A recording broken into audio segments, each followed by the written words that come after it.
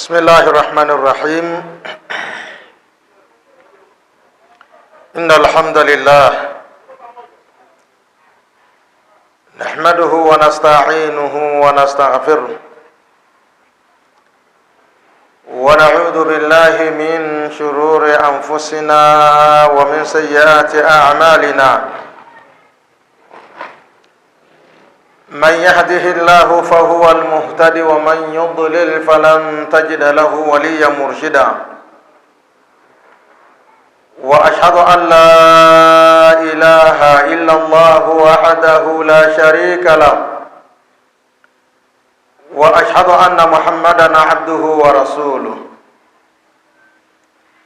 يا أيها الذين آمنوا اتقوا الله حق تقاته ولا تموتن إلا وأنتم مسلمون. يا أيها الناس اتقوا ربكم الذي خلقكم من نفس واحدة وخلق منها زوجها وبث منهما رجالا كثيرا ونساء واتقوا الله الذي تساءلون به والأرحام إن الله كان عليكم رقيبا. يا أيها الذين آمنوا اتقوا الله وقولوا قولا سديدا يصلح لكم أعمالكم ويغفر لكم ذنوبكم ومن يطع الله ورسوله فقد فاز فوزا عظيما.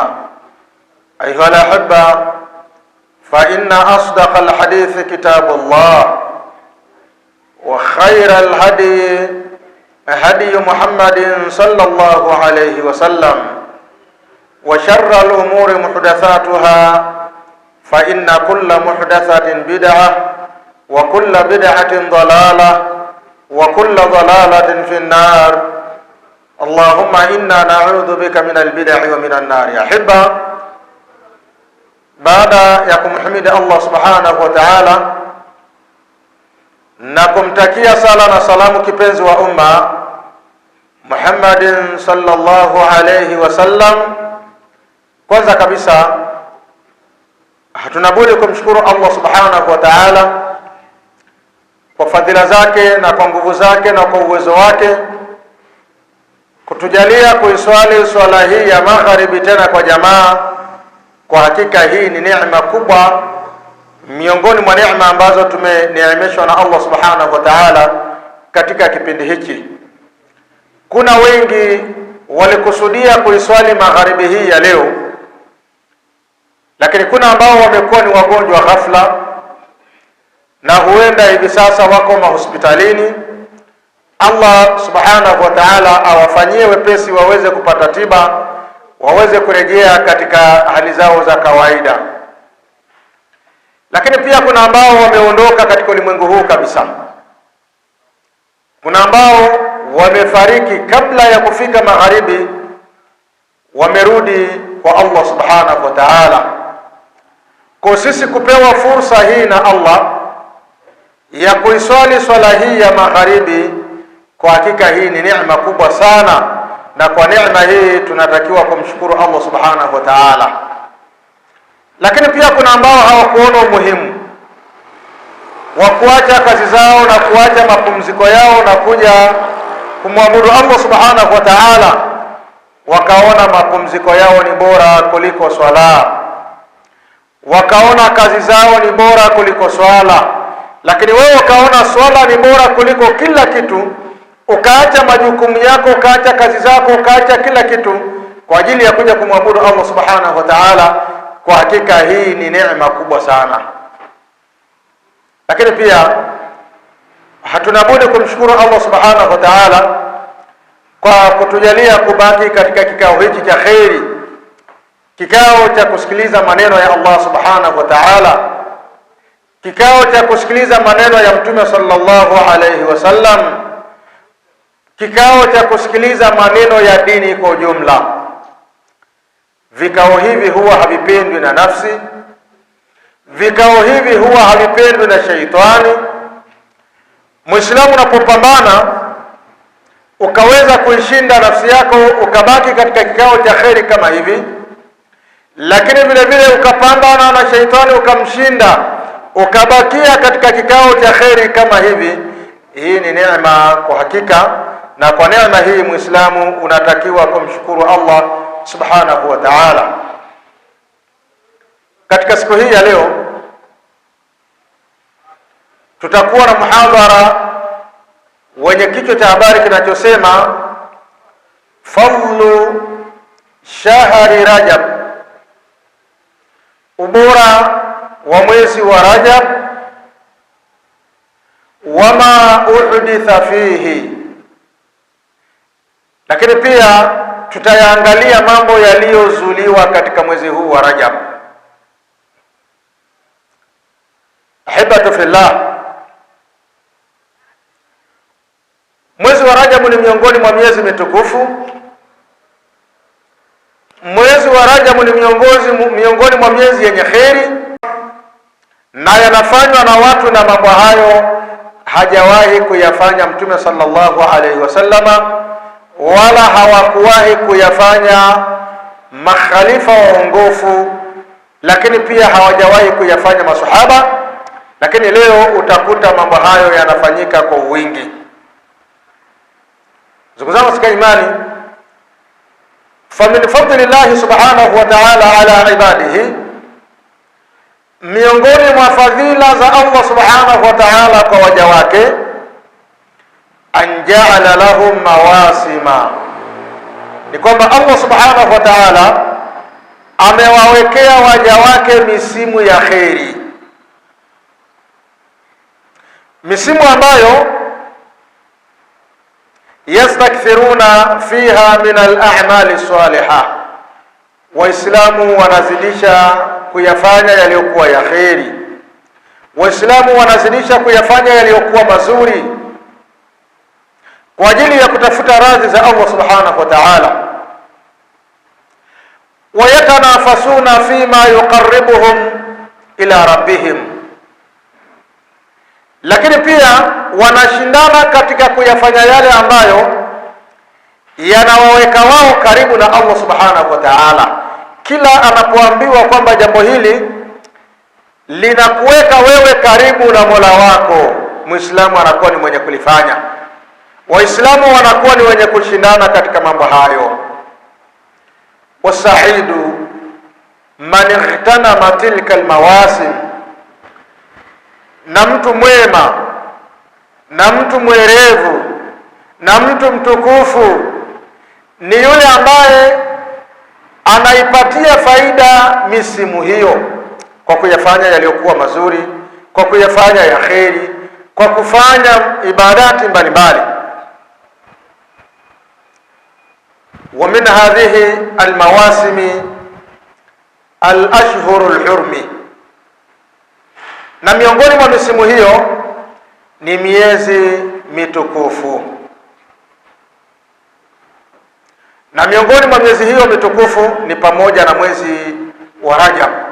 Mwezi huu ambao tunao ni mwezi wa kheri, ni mwezi wa kujitahidi katika mambo mema, ni mwezi wa kushindana katika kufanya kheri mbalimbali, kwa sababu ni msimu. Ndugu zangu katika imani, wafanyabiashara huwa wana misimu yao ya biashara. Wanapofikwa na misimu hiyo, wanajitahidi na kujipinda kuhakikisha misimu hiyo wanaipatia faida. Hawawezi wakaiacha misimu hiyo ikawa ni yenye kupita. Watu wanapambana usiku na mchana ili aweze kupata faida kutokana na biashara yake, kwa sababu ni msimu wa biashara. Mkulima vile vile ana msimu wake ambao msimu huo ukimpita amepitwa, anahakikisha usiku na mchana anapambana na msimu wa kilimo ili aweze kupata faida. Na ndivyo walivyo pia wafugaji. Na sisi Waislamu tuna misimu ya kheri, tuna misimu ya kujikurubisha kwa Allah subhanahu wa ta'ala. Kuna misimu ambayo ukifanya kheri, kheri hiyo inaongezeka malipo yake mbele ya Allah subhanahu wa ta'ala. Miongoni mwa misimu hiyo ni mwezi huu wa Rajab. Allah subhanahu wa ta'ala anasema, inna iddata ash-shuhuri inda Allahi 12 shahran fi kitabillah, hakika idadi ya miezi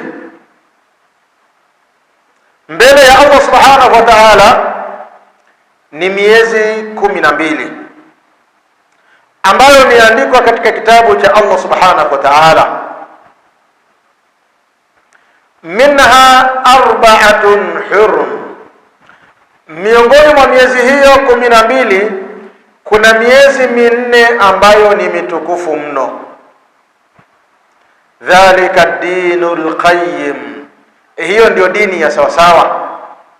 Fala tadhlimu fihinna anfusakum, msidhulumu katika miezi hiyo nafsi zenu. Hiyo ni Suratu Tauba aya ya 36. Allah subhanahu wa ta'ala anatufahamisha kwamba idadi ya miezi ni 12.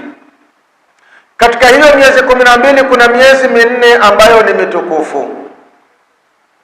Nani anaikumbuka anaweza akanitajia miezi 4 ambayo ni mitukufu ni ipi? Naam Sheikh. Rajab, Dhulhijja, Dhulqaada, Muharram. Masha Allah, barakallahu fik wa fataha Allahu alayk. Miezi mitukufu ni 4 kama alivyotaja al-akh. Nani anaweza kairudia? Vijana, nani anaweza akarudia? Mnashindwa na wazee. Nani anaweza akarudia miezi 4 ambayo ni mitukufu ni ipi? Nani anaweza akarudia? Naam. Rajab, Dhulhijja, Dhulqaada, Muharram. Mashaallah. Kwa hiyo Allah subhanahu wa ta'ala anatufahamisha katika aya hii kwamba miezi mitukufu ni miezi 4. Ndivyo alivyoitaja Mtume sallallahu alayhi wasallam. Kuna tafsiri ya Qur'ani kwa Qur'ani. Aya inaweza ikaifasiri aya nyingine ukapata kuelewa maana yake, lakini kuna tafsiri ya Qur'an ambayo inatafsiriwa na maneno ya Mtume sallallahu alayhi wasallam, lakini pia kuna tafsiri ya Qur'an kwa maneno ya masahaba. Aya hii haijatutajia miezi hiyo kama walivyotaja ndugu zetu hapa. Miezi hii haipo, haijatajwa ndani ya Qur'an.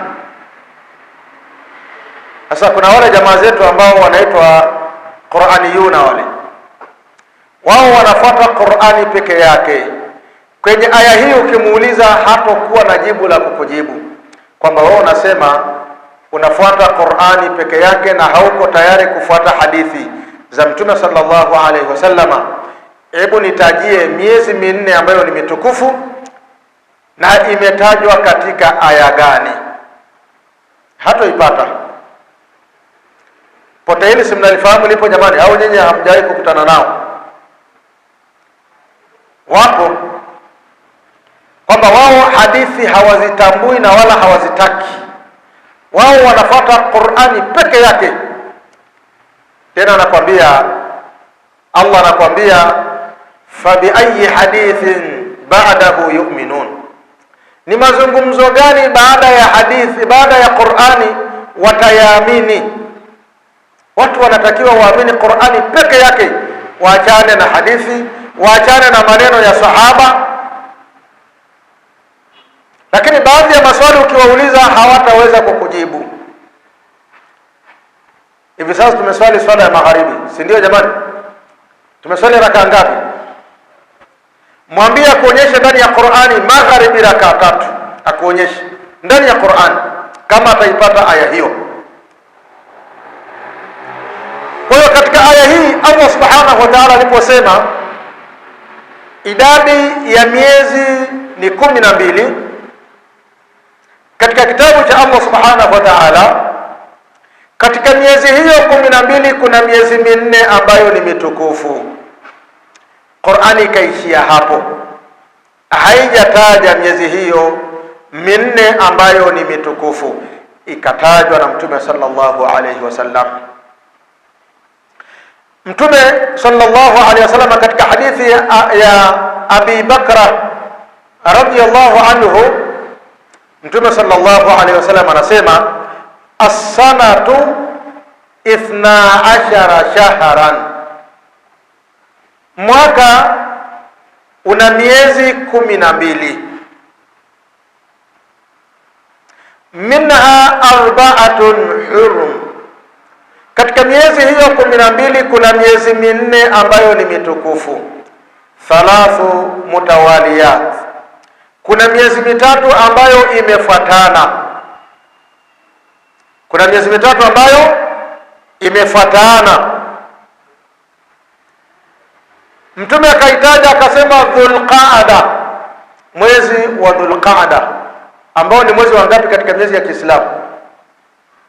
Mwezi wa Dhulqaada ni mwezi wa ngapi katika miezi ya Kiislamu? Mwezi wa ngapi? Mwezi wa 11. Dhulqaada ni mwezi wa 11 katika miezi ya Kiislamu. Wa Dhulhijja, na mwezi wa Dhulhijja, mwezi wa Dhulhijja ni mwezi wa ngapi katika miezi ya Kiislamu? Naam, mwezi wa 12. Mashaallah, hizi ndio faida za kuhudhuria mihadhara kama hii. Watu wanafahamu mambo mengi. Dhulhijja ni mwezi wa 12, wal Muharram, na mwezi wa Muharram. Na mwezi wa Muharram ni mwezi wa ngapi katika miezi ya Kiislamu? Ndio mwezi wa kwanza. Wa Rajab, Mudhara, na mwezi wa Rajab, mwezi wa Rajab ambao baina Jumada wa Shaabana, ambao uko katikati ya mwezi wa Jumada ya pili au Jumada ya mwisho na Shaaban.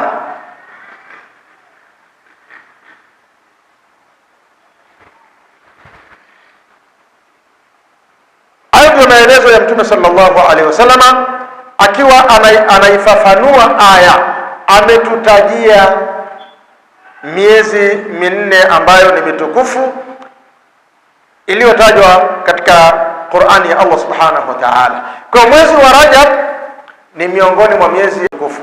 Mwezi wa Rajab ni mwezi wa ngapi katika miezi ya Kiislamu? Mwezi wa Rajab ambao tunao hivi sasa, mwezi wa ngapi? Mwezi wa 7. Mashaallah. Kwa tuko katika mwezi wa 7, na mwezi wa 7 ni miongoni mwa miezi ambayo ni mitukufu.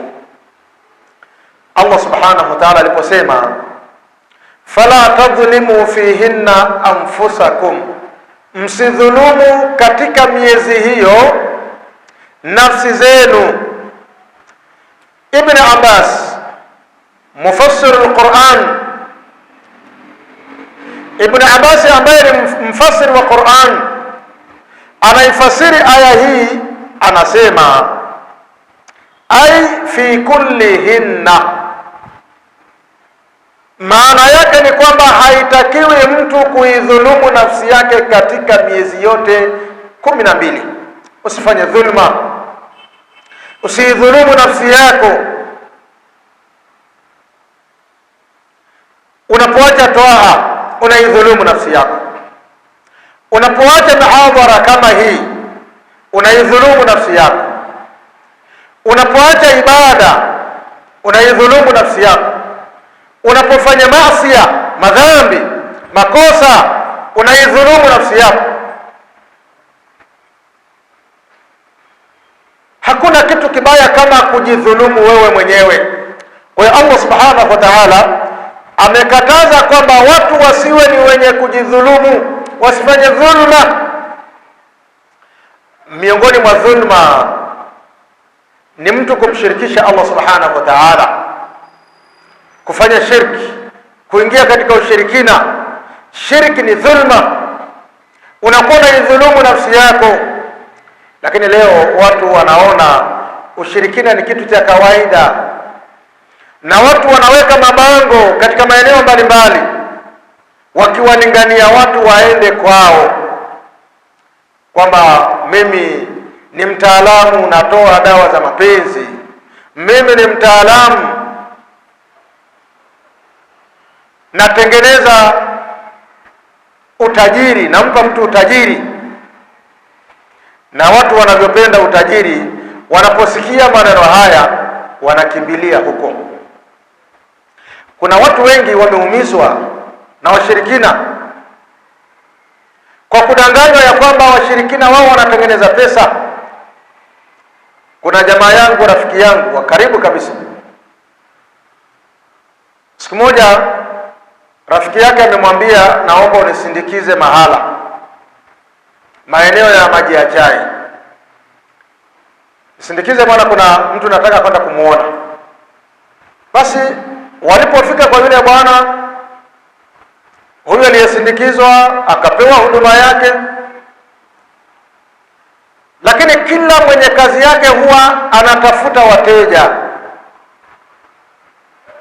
analingania watu waweze kumkubali. Akamwambia huyu jamaa yangu ambaye alimsindikiza yule jamaa yake, akamwambia, bwana, hebu ingia hapo chumbani. Yule bwana akaingia chumbani, akamwambia, hebu chungulia kuna nini? Akamwambia, hapa chumbani naona ni begi tu, hebu liangalie begi lina nini. Akaliangalia begi, bwana, halina kitu. Akamwambia, begi halina kitu? Akamwambia, na uhakika halina kitu? Akamwambia, yeye halina. Hebu libebe na uangalie vizuri mpaka ndani. Akalibeba, akalikagua vizuri, akaliangalia, ni kweli lile begi halina kitu. Akamwambia, hebu njoo. Akatoka sebuleni. Alipotoka akamwambia, hebu nenda kaangalie tena lile begi lina nini. Anaenda anaangalia, anakuta lile begi limeshona pesa, limejaa pesa, noti za shilingi 10,000 limejaa vizuri. Yule bwana akamuuliza huyo mshirikina, ase hii ni huduma ya namna gani? Akamwambia, hii ni huduma ambayo tunaitoa sisi, ukitaka na wewe tutakufanyia, tutakupa huduma hii. Yule bwana, kutokana na watu kupenda pesa na kupenda utajiri wa haraka haraka, akamwambia, na hii huduma naihitaji, nipe huduma hii. Kama bwana, huduma hii utaipata, lakini kuna masharti. Sharti la kwanza, ukanunue begi ambalo unahitaji pesa zije zijae katika begi hilo. Akamwambia, hilo naliweza.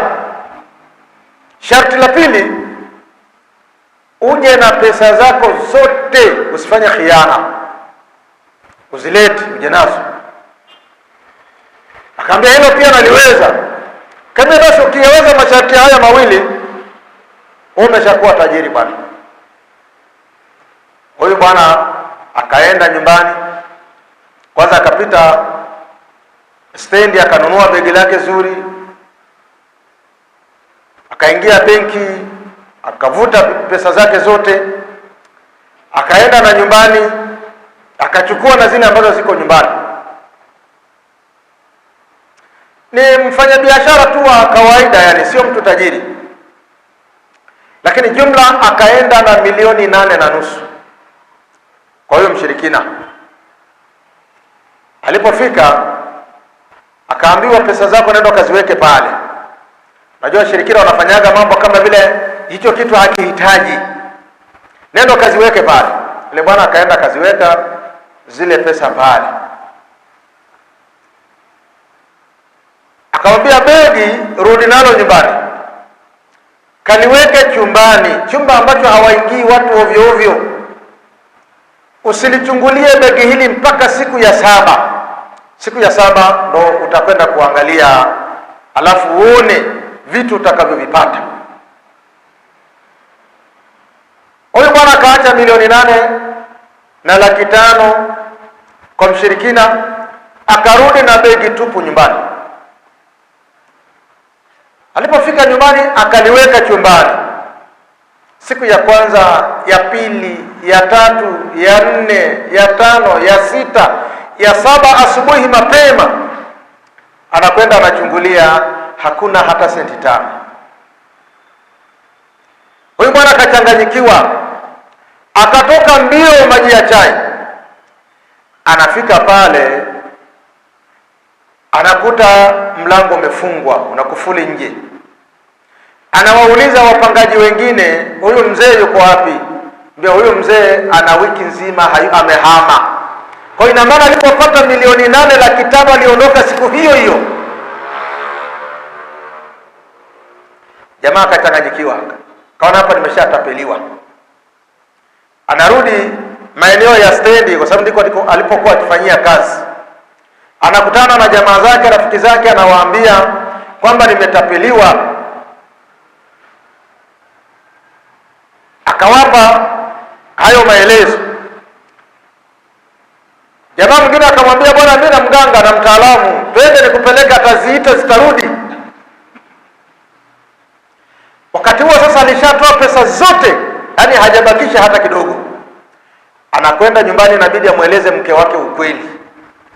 Mbona sasa, mke wangu, nachukua hii hati nikaweke kwa sababu alishapelekwa kwa yule mtaalamu ambaye anaweza akaziita ili zije. Yule akamwambia, niletee shilingi 200,000 tu. Letee 200,000 na ziita hapa, zinakuja hapa sasa hivi. Anakwenda nyumbani, anachukua hati akaweke rehani ili apate 200,000 ampelekee yule jamaa aweze kuziita. Mke akazuia ile hati. Bahati nzuri yule mama alikuwa na shilingi 200,000, akampa ile 200,000. Akaenda kwa huyu jamaa.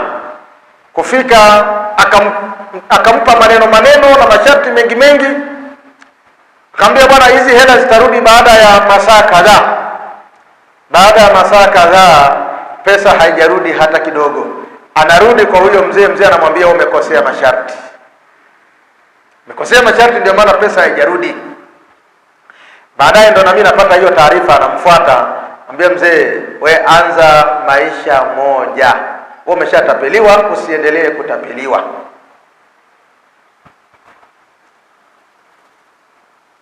Ilikuwa ni miaka ya 90 hiyo. Miaka ya 90, milioni 8,500,000 ni hela nyingi sana wakati huo. Kwa ni pesa nyingi sana. Basi wakati huo ndio masimu yamesha kuwepo, kumekuwa na vibanda vile vya kuuza vocha. Ndo akafungua kibanda cha kuuza vocha. Ndo kaanzia hapo, akapata pesa, baadaye akanunua bodaboda, mpaka hivi sasa anaendesha bodaboda yake. Anafanya biashara ya bodaboda. Ni kitu gani kilichomfikisha hapo? Dhulma ya shirki. Ushirikina ni kitu kibaya, na watu wengi wamelizwa na washirikina, lakini watu bado hawakomi. Huyo mtu anayekwambia na kutengenezea pesa, yeye anaishi kwenye nyumba za mbavu za mbwa. Mnazifahamu hizo nyumba, zinaitwa mbavu za mbwa. Anaishi katika mazingira hayo, hata nyumba nzuri hana, hata godoro la kulalia hana, analala chini pale. Ukimuuliza anakwambia, bwana, sisi tunatakiwa kusaidia tu watu, lakini tusijitengenezee sisi wenyewe. Hivi kweli kuna mtu ambaye hataki kujitengenezea mazuri? Haiwezekani. Fala tadhlimu fihinna anfusakum, msidhulumu nafsi zenu katika hiyo miezi 12. Ibn Abbas radhiyallahu anhu akasema, thumma ikhtassa min dhalika, kisha Allah subhanahu wa ta'ala akaihusisha katika hiyo miezi 12 arba'ata ashhuri, akaihusisha miezi 4, faja'alahunna haraman, akaifanya miezi hiyo ni mitukufu mno. Wa 'azzama hurumatihinna, na akaufanya utukufu wake ni mkubwa. La dhamba fihinna a'zam, na akafanya dhambi inayofanywa katika miezi hiyo 4, dhambi hiyo ni kubwa mno. Wal amala saliha, na matendo mema. Wal ajra, na ujira wa matendo mema katika miezi hiyo a'zam, ni mkubwa sana. Ndugu zangu katika imani, mwezi wa Rajab ni mwezi mtukufu sana mbele ya Allah subhanahu wa ta'ala, lakini hakuna ibada maalumu ya kuifanya katika mwezi wa Rajab ambayo haipo katika miezi mingine. Ibada zinazotakiwa kufanywa ni ibada ambazo huwa unazifanya katika miezi mingine. Swala ziwe za faradhi, za sunna, malipo yake ni makubwa. Swala unayoiswali katika mwezi wa Rajab ni tofauti na swala utakayoiswali katika miezi mingine ambayo si katika ile miezi minne ambayo ni mitukufu. Kwa hiyo katika mwezi huu Muislamu anatakiwa ajipinde, ajitahidi katika kufanya ibadati mbalimbali, ibada za sunna, funga za sunna, funga za Alhamisi na Jumatatu, funga za masiku meupe, mwezi 13, 14, 15, funga ya Daudi, unafunga siku moja, anafungua siku moja. Muislamu kujitahidi katika kutoa sadaka. Sadaka utakayoitoa katika mwezi huu wa Rajab ina malipo makubwa mbele ya Allah subhanahu wa ta'ala kuliko utakavyokuja kuitoa katika mwezi mwingine.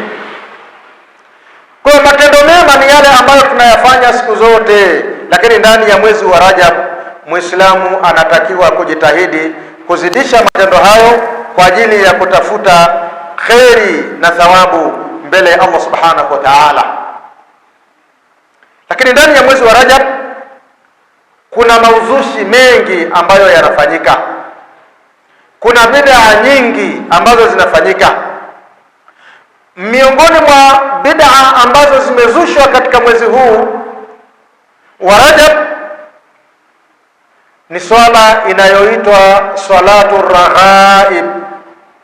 Salatu raghaib, swala hii ni swala ambayo inaswaliwa na baadhi ya watu, ambayo inasaliwa katika usiku wa Ijumaa ya kwanza katika mwezi wa Rajab, Ijumaa ya kwanza. Na swala hii inakuwa ni baina ya magharibi na isha, ina rakaa 12.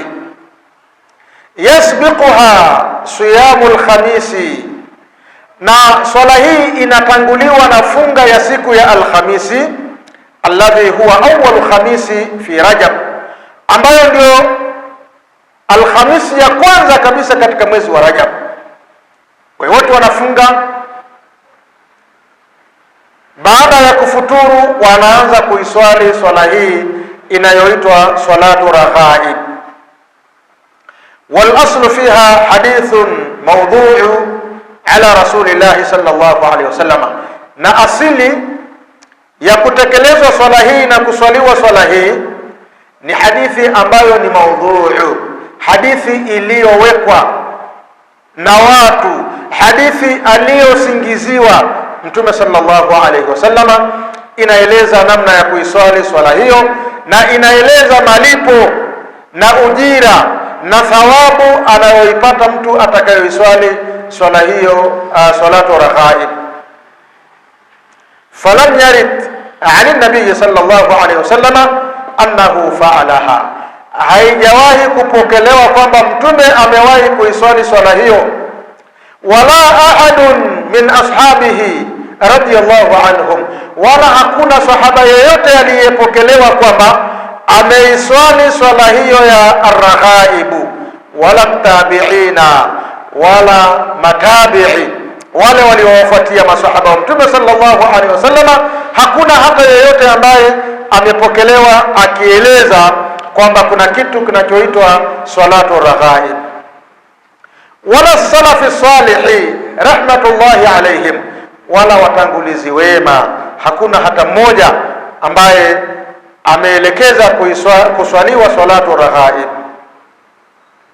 Qala Sheikh al-Islam Ibn Taymiyyah rahimahullahu ta'ala, Sheikh al-Islam Ibn Taymiyyah anasema salatu raghaibi, Hii salatu raghaib bid'atun, hii ni bid'a, ni swala ambayo imezuliwa biittifaqi a'immati din, kwa maafikiano ya maimamu wa dini.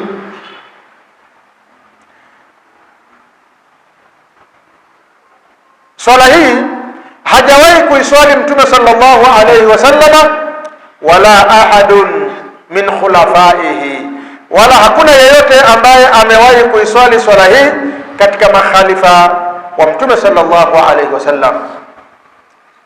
Makhalifa wa Mtume wako wangapi? Makhalifa wako wangapi? Khulafauhu sallallahu alayhi wasallam, makhalifa wa Mtume wako wangapi jamani? Wako wangapi? Makhalifa wa Mtume wako wanne. Barakallahu fikum. Haya, khalifa wa kwanza Abu Bakar, wa pili Umar, wa tatu Uthman, wa nne Ali radhiyallahu anhum.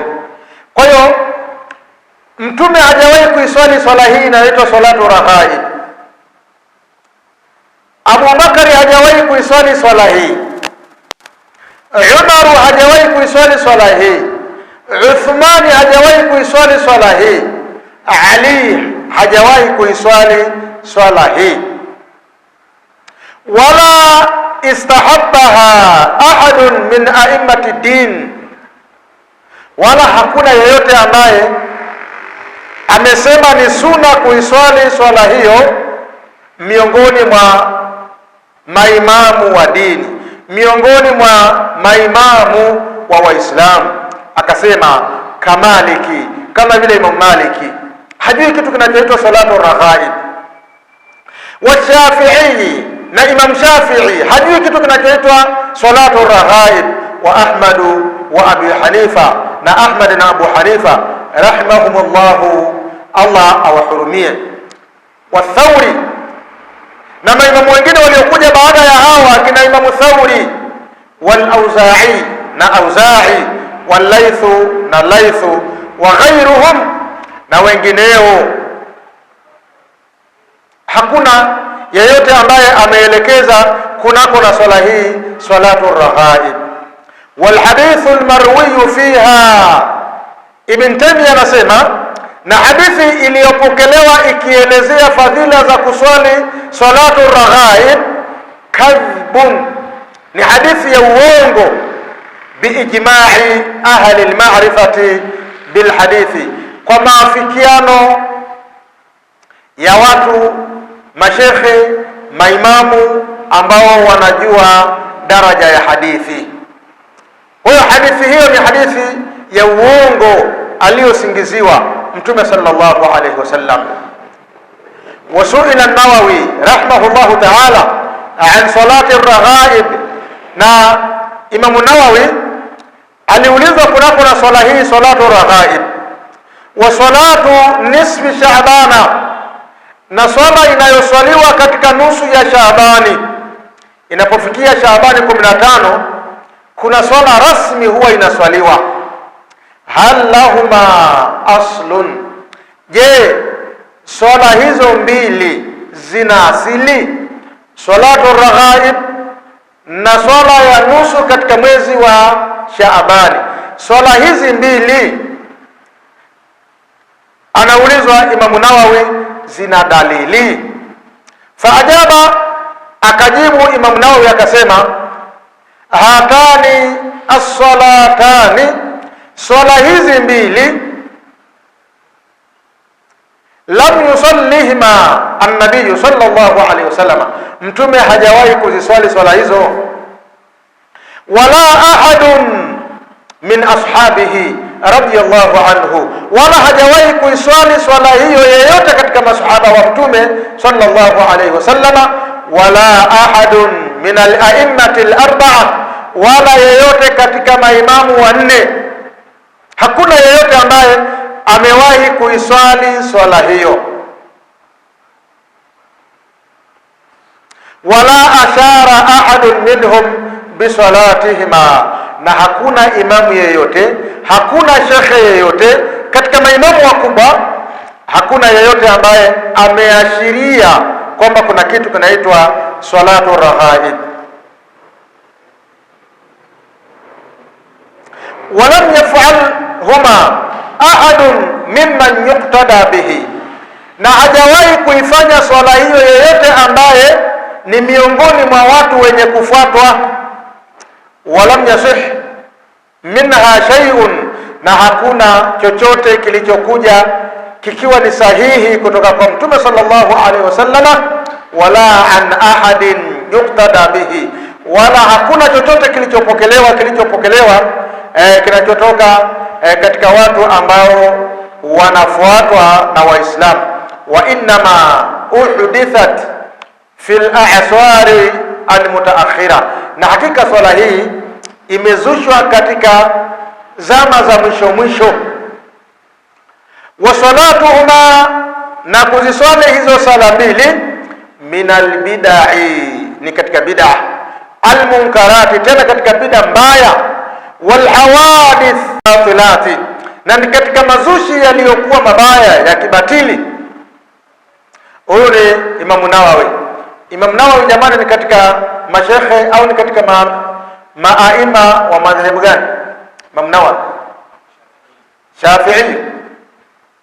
Na hii swala hii inaswaliwa katika misikiti ya Kishafi'i, yaani ukienda umeandika pale katika nje msikitini, msikiti huu unaongozwa kwa kufuata madhehebu ya Imam Shafi'i.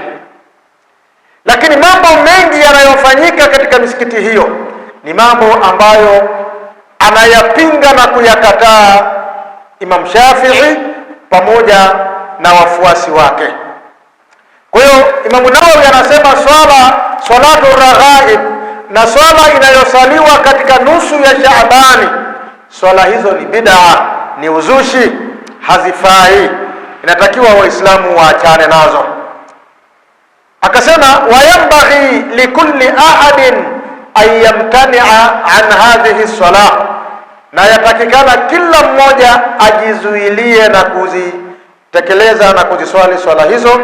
Wayuhadhira minha, na ajitahidi kuwatahadharisha watu wengine waziswali swala hizo, kwa sababu ni swala ambazo hazipo katika dini ya Allah subhanahu wa ta'ala. Ndugu zangu katika iman, Ibn Uthaymeen rahimahullahu ta'ala,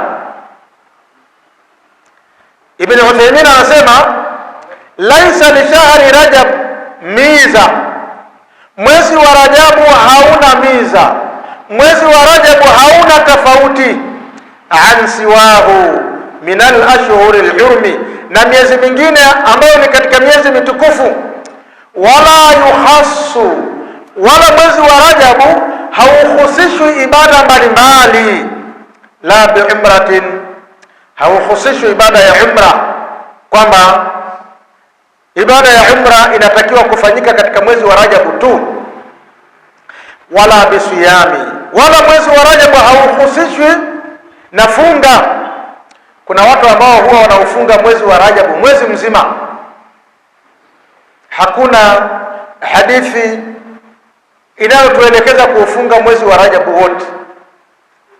Hakuna hata salafu moja ambaye alikuwa akiufunga mwezi wa Rajabu wote. Wala bisalatin, wala hakuna swala ambayo inasaliwa katika mwezi wa Rajabu tu. Wala biqiraati Qur'anin, wala hakuna Qur'ani ambayo inasoma katika mwezi wa Rajabu tu. Bal huwa kaghairihi, bal mwezi wa Rajabu ni kama miezi mingine, minal ashhuri al-hurmi, katika miezi mitukufu. Wa kullu al-ahadithi al-waridati, Sheikh Uthaymeen anasema na hadithi zote zilizokuja fi fadli salati fihi, zinazoelezea ubora wa kuswali. Kama nilivyotangulia kusema, ibada tunazotakiwa kuzifanya ni zile ibada ambazo tunazifanya katika miezi yote, isipokuwa ibada hizo zinakuwa na malipo makubwa mbele ya Allah subhanahu wa ta'ala. Miongoni mwa bid'a na mauzushi yanayofanyika katika mwezi wa Rajab ni al-ihtifalu bilailatil Isra'i wal Mi'raji, ni watu kukusanyika kwa ajili ya kusomeana kisa cha Isra na Mi'raj, na watu wanaona ni lazima, na kama hawajasomewa kisa hicho,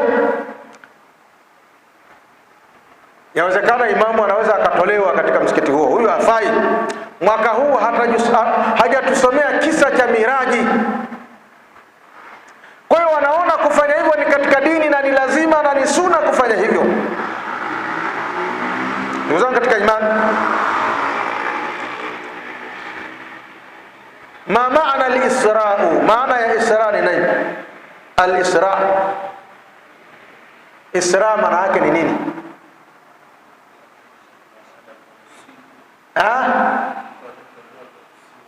Mtu anayetembea usiku ni sawa, lakini kinachokusudiwa hasa ni nini?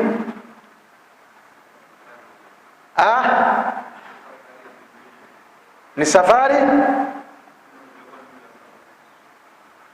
Isra maana yake intikhalu nabii sallallahu alayhi wasallama, ni safari ya Mtume sallallahu alayhi wasallama laylan, usiku, minal masjidil harami, kutokea katika msikiti wa Maka, ila almasjidil aqsa, mpaka katika msikiti wa mbali, msikiti wa Baitul Maqdis.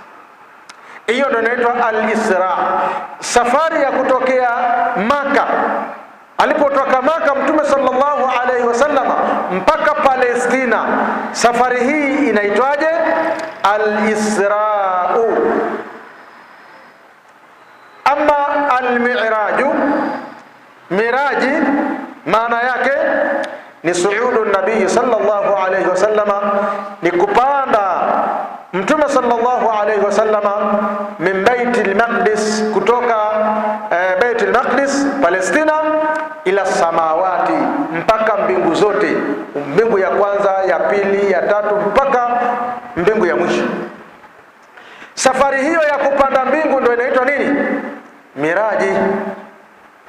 Safari ya kutoka Mtume kutoka Maka mpaka Palestina, safari hii inaitwa nini? Isra'u. Sasa ni nini hukumu al-ihtifali bilailati al-Isra'i wal Mi'raji? Watu kukusanyika na kusomeana kisa cha Miraji, hukumu yake ni nini? Anasema ajma'a as-salafu salih, wameafikiana watangulizi wema wakiwepo masahaba wa Mtume sallallahu alaihi wasallama ala anna ittikhadha mawsimi ghairi almawasim shar'iyya, hakika kuufanya msimu ambao si msimu wa kisheria, kwamba mkaufanya kwamba huo ni msimu, kufanya hivyo min albid'i almuhdatha, ni katika bid'a yenye kuzushwa, allati naha anha sallallahu alaihi wasallama, bid'a ambayo amekataza Mtume sallallahu alaihi wasallama kwamba watu wasiwe tayari kuzua na kuongeza mambo katika dini ya Allah subhanahu wa ta'ala. Mtume sallallahu alaihi wasallam anasema iyakum wa muhdathatul umur, jitahadharisheni na mambo ya kuzua katika dini. Fa inna kulla muhdathatin bid'ah, hakika kila chenye kuzuliwa katika dini ni bid'a, ni uzushi. Wa kulla bid'atin dalala, na kila chenye kuzuliwa katika dini ni upotevu. Fal ihtifalu bilailatil Isra'i bid'atun muhdatha, watu kukusanyana kwa ajili ya kusomeana kisa cha Miraji, hii ni bid'a, ni jambo lililozushwa. Lam yaf'alha as-sahabatu wat-tabi'una, masahaba hawajawahi kulifanya jambo hilo, wala matabi'i hawajawahi kulifanya jambo hilo, wa man tabi'ahum, na wale waliowafuatia hawajawahi kufanya hivyo, minas salafi salih, miongoni mwa watangulizi wema. Wa hum ahrasu an-nasi 'ala al-khairi, na masahaba walikuwa ni wepesi na walikuwa wanapupia kuyafanya ya kheri kuliko watu wote, wal amali salihi, na walikuwa wanafanya mambo mema, mambo mazuri na wanayapenda kuliko watu wote. Sasa maadamu wao hawajalifanya jambo hilo, na sisi hatutakiwi kulifanya. Aliulizwa Sheikh Ibn Baz rahimahullahu ta'ala, muulizaji anamwambia yakhusu ba'dhu an-nasi shahra Rajab, baadhi ya watu huwa wanauhusisha mwezi wa Rajab bi ba'dhi al-ibadati, kwa kufanya baadhi ya ibada, ka salati ar-raghaibi, kama vile salatu ar-raghaibi, wa ihyai lailati 27, na kuuisha usiku wa 27 minhu, katika mwezi wa Rajab. Fahal lidhalika aslun fi shar'i, jambo hili lina dalili katika sheria? Muulizaji ameuliza mambo mawili. Jambo la kwanza ni salatu raghaib.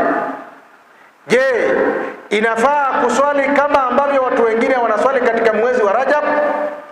Swali la pili, kukusanyana katika mwezi wa Rajab tarehe 27, watu wakasomeana kisa cha Miraji. Je, jambo hili lina dalili katika sheria ya Allah subhanahu wa ta'ala? Sheikh Ibn Baz anasema takhsisu shahru Rajab, kuhusisha mwezi wa Rajab bi salati raghaib, kwa kuiswali salatu raghaib, au ihtifali bi lailati 27, au kukusanyika katika usiku wa 27 katika mwezi wa Rajab. Yazumuna annaha lailatul isra wal mi'raj, wakidai ya kwamba ndio siku ambao mtume alisafirishwa kwenye hiyo safari kama tulivyoisema. Sheikh anasema kullu dhalika, kuyafanya hayo yote, bid'atun, ni bid'a, ni uzushi, la yajuzu, haifai, walaysa lahu aslun fi shar'i, na jambo hili halina asili katika sheria, na jambo hili halina dalili katika sheria. Wa qad nabbaha ala dhalika almuhaqqiquna, na hakika wamezindusha katika jambo hilo watu wenye uhakika, watu wenye kuhakikisha mambo, min ahli alilmi, miongoni mwa watu wenye elimu. Lakini Sheikh akasema waqad katabna fi dhalika ghaira marra, na hakika sisi tumeandika si mara moja, wa awdahna linnasi, na tumewawekea watu wazi, anna salata ar-raghaib, hakika salatu ar-raghaib bid'atun, ni bid'a, ni uzushi. Wa hiya ma yaf'aluhu ba'dhu an-nas, nayo ni swala ambayo inaswaliwa na baadhi ya watu fi awwali lailati jum'atin min Rajab, katika usiku wa kwanza, katika usiku wa Ijumaa ya kwanza katika mwezi wa Rajab. Wa hakadha al-ihtifalu bi lailati 27, na vile vile ni bid'a watu kukusanyika katika usiku wa 27 katika mwezi wa Shaabani, i'tiqadan annaha lailatul isra'i wal mi'raji, wakiwa wanaitakidi ya kwamba hiyo ndio tarehe ya mtume kupelekwa Isra na Mi'raji. Kullu dhalika bid'atun, Sheikh anasema hayo yote ni bid'a, la asla lahu, hayana asili mambo hayo, hayana dalili mambo hayo fi shar'i, katika sheria ya Allah subhanahu wa ta'ala. Wa lailatul isra'i wal mi'raj, na usiku wa lailatul isra na mi'raji, usiku aliopelekwa mtume Mi'raji, lam tu'lamu ainuha, haufahamiki usiku wake hasa. Walau ulimat lam yajizi al-ihtifalu biha, hata kama ungefahamika ni tarehe fulani, isingefaa kukusanyika kwa ajili ya usiku huo. Kwa sababu gani? Anasema lianna an-nabiy sallallahu alayhi wasallama lam yahtafil biha, kwa sababu mtume sallallahu alayhi wasallama hajawahi kuwakusanya watu kwa ajili ya kuwasomea kisa cha Miraji. Wa hakadha khulafa'uhu ar-rashidun, na vile vile makhalifa